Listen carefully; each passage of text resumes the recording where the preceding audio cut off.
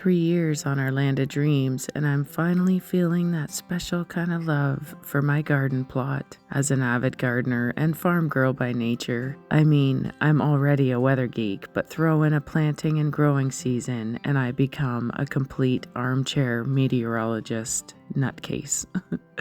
I left you in my last video showcasing our new and improved and permanent garden space, and since then, we picked up some soil, some garden tools, and for my birthday, Manfred got me this fun little wagon that has a dumping feature. Over the last several days while I was working at the seaside shop, our weather was horrible. We literally dropped to the negatives and had some drizzle of snow mixed with rain and winds. Now, as a weather geek, I can assure you that that was the last snow we will see until next winter. If this is your first stumble upon my channel, hello, my name is Bethany. Some describe me as boring, and I don't disagree.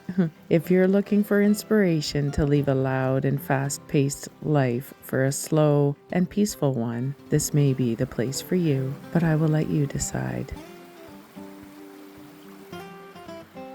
Today's video has a nice little focus on the garden, but also how beautiful this spring has shaped up to be for us in the wilderness of North Cape Breton Island.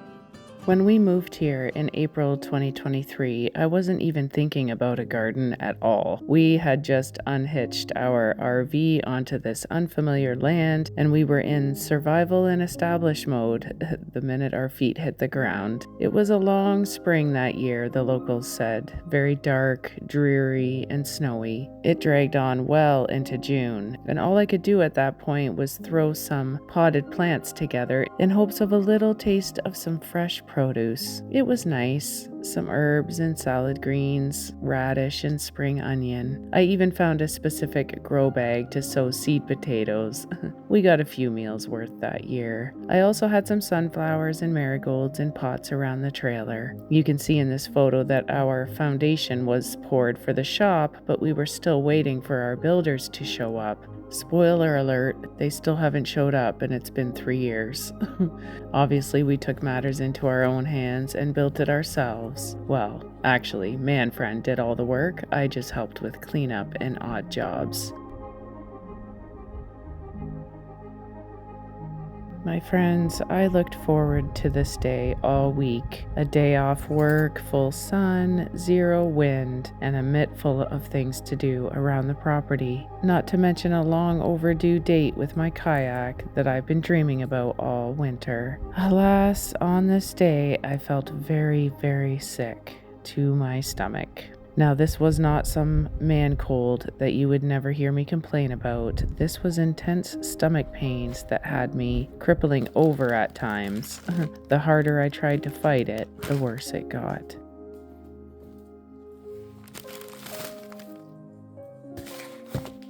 So I slow things down a little and share a personal moment that's very special to me. My garden seeds have arrived and it's unboxing day. I did something this year that is really bringing on some heavy nostalgia. I reverted back to my favorite seed supplier, good old Vessey's of PEI. Tried, true, and reliable. I just love this company so much. They are not sponsors of this channel, but I absolutely stand by their product and I can't resist raving about them. I tried to find a solid supplier local to my area these last few years, but honestly, nothing compares. I've missed my friends at Vessey's this whole time, so I dug out my old garden list that I used in Ontario and ordered all my usual and familiar favorites.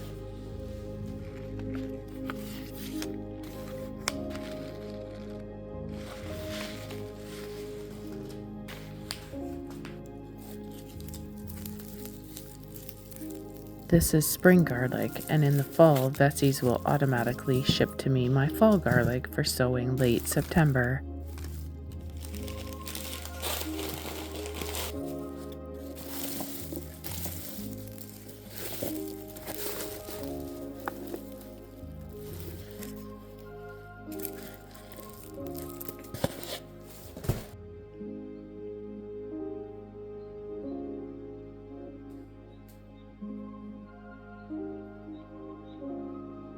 My heart swells at this sight. Welcome to my garden 2026.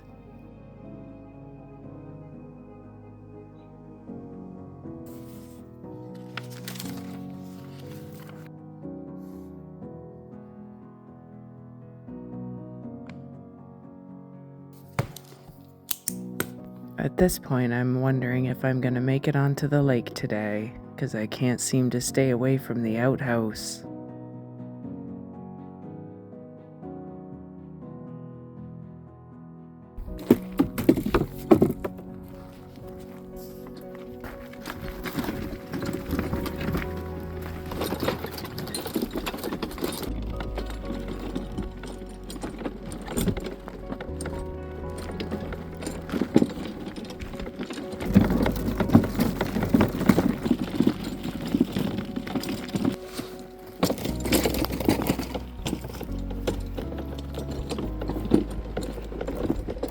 So allow me to give you a very quick tour of what's happening thus far. I always start every visit to the garden with a perennial checkup.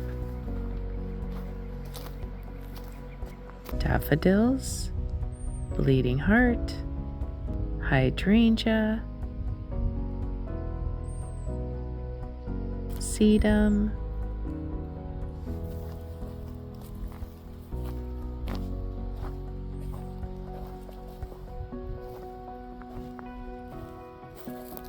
iris, lily, and Rita, if you're watching this update is for you. This section here is terrible terrain, hard clay and rocky and deep-rooted grass. And over here, my precious one and only lupin.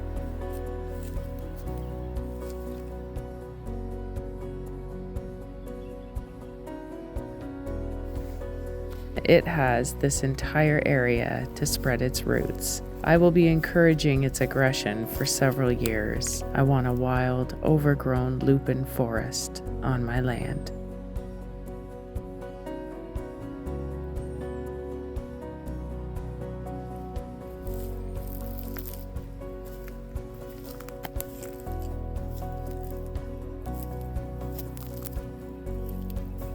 When we get a heavy rain, we have a stream that runs through here. And we also have tree roots to contend with. Everything is considered in the plans. For now, I'm focused on peas, potatoes, onions, and on deck is spring garlic. First round peas will be sown here. First round potatoes here. First round onions here. I want to get fresh and bright row markers in place, and the pea row completely turned and ready.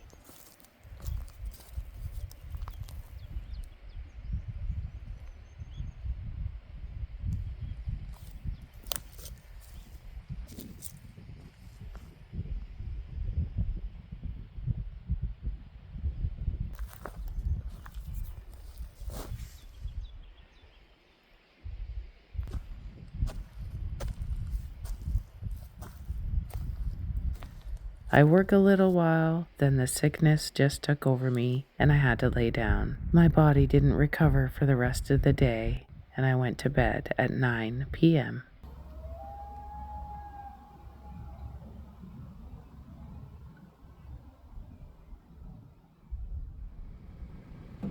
The next morning I felt better. The nausea was gone. I slept 8 hours and I held down a coffee.